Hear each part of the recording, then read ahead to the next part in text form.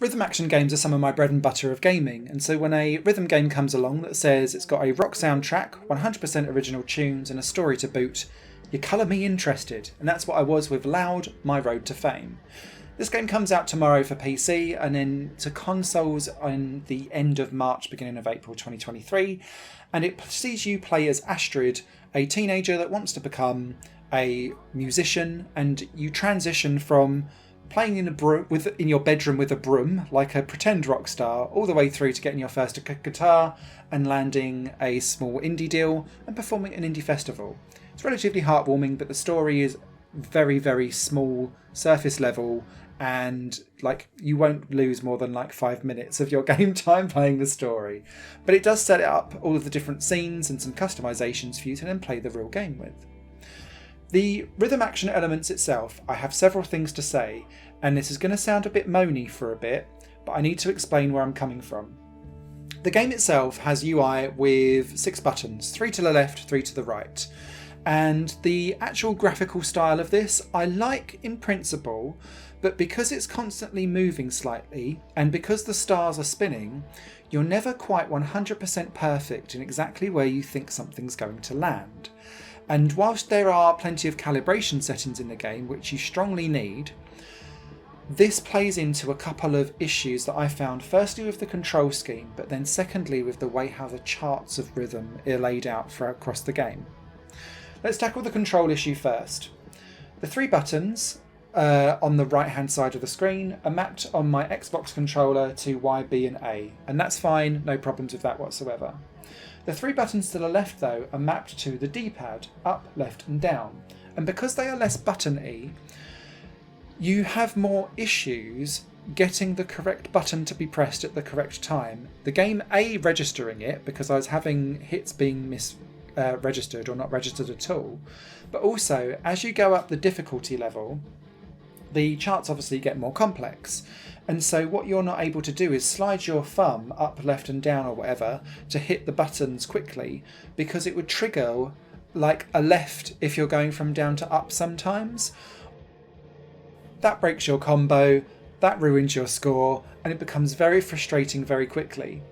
The way I had to get round that, and maybe this is just me with fat thumbs and fingers, was to take my finger fully off the controller and then pop it back down again as if I'm pressing the button specifically.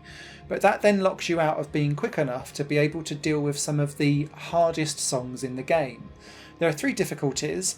The first difficulty is perfectly fine to use this kind of taking your finger off and on again, but the middle and harder difficulties, you start to run into troubles with this. And so I had to kind of agree with myself up front. You're never going to get perfect. You're never going to get top scores. Just come at this from a casual perspective. The control scheme is set in that way because buttons are either pressed once or press and held. And when you press and hold, you need to whammy bar with the left or right analog stick to rack up a decent score. So, because so many of the buttons are press and hold in this game, you're constantly whammy barring, and so it never means that the analog sticks could ever be remapped to use that, and that does also kind of lock you out of being able to have a really nice comfortable setup on a keyboard. So I get where they're coming from, but it's slightly extra cumbersome on an Xbox controller, and I'd imagine this would be less of an issue maybe if you plugged in a PlayStation controller, or maybe a non-branded one, for example. The second issue that I have with this game is very specific to the timing of charts, and it's as if this game leaks time and becomes out of sync over a 4 or 8 bar beat. So, when you're playing this game, obviously loads of the buttons that you're pressing relate to what's going on with the guitar solo or guitar chords, and at the start of a bar, everything's perfectly in time, but quite often by the end, particularly in the more complex songs, sometimes the notes are asking you to press things too soon or too late, and it's quite noticeable. And then it's as if when the next phrase of guitar comes in, everything realigns again.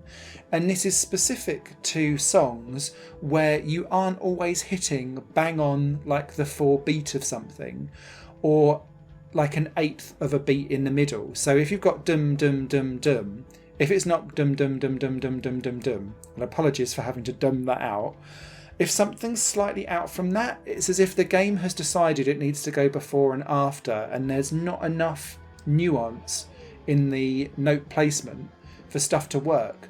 And so it starts to feel slightly cumbersome, because audibly, particularly because these songs are actually really good, you get into the jam of it, but then you have to press outside of what you know the riff is going to be. And I found that cognitive dissonance slightly disconcerting sometimes. But when I just kind of went, oh, do you know what? It's slightly off like timing. I'm not going to be like hardcore chasing this game for high scores. I disconnected my brain, and I actually then really enjoyed myself. But you need to know this going in, that the timing of some of the charts are slightly wonky, and the control scheme does not help itself for you getting perfects with an Xbox controller in any way, shape or form. The main selling point for me here is actually the music, because it's pretty damn good. It's a real mishmash of classic rock mixed with what I would call chirpy bubblegum pop rock, because it moves from like the kind of rock you'd expect from like Barbie power chords, where they're like, oh my god, we're going on vacation, yes queen, yes, and then all of a sudden there's like a proper full-on like Aerosmith 10cc classic rock solo going on. Some of the songs then go a bit more darker and love a minor chord and some chaos and a bit more grungy. Was loving all of that. But then it always returns back to this like poppiness as well. So it's a real mishmash of genres that took me by surprise, because it's hooky but also doesn't deny going full on rock as well. So I think the soundtrack deserves a ton of appreciation and a lot of love. And I just wished that some of the finesse around the charts specifically could be addressed in a later patch maybe, because then this would go up my rankings of an estimation. So yeah, the story itself took me about an hour and a half to complete. The game itself is then replayable on several different difficulties. If you want to chase those high scores, you can. It's all on local leaderboards. I personally won't, because of the aforementioned problems, but I think this is a good entry and a unique entry and a unique feeling entry into the rhythm action genre. So yeah, needs a little bit of finesse, but overall a recommendation. Written review over on higherplanegames.com coming soon. You guys take care.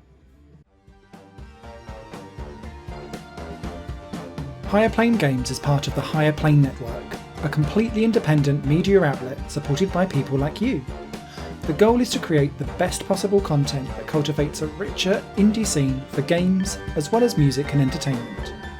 To find out more and to get involved, visit patreon.com/higherplane-network. Your support makes all the difference, and in return you'll gain access to bonus content and downloads. Thank you for watching.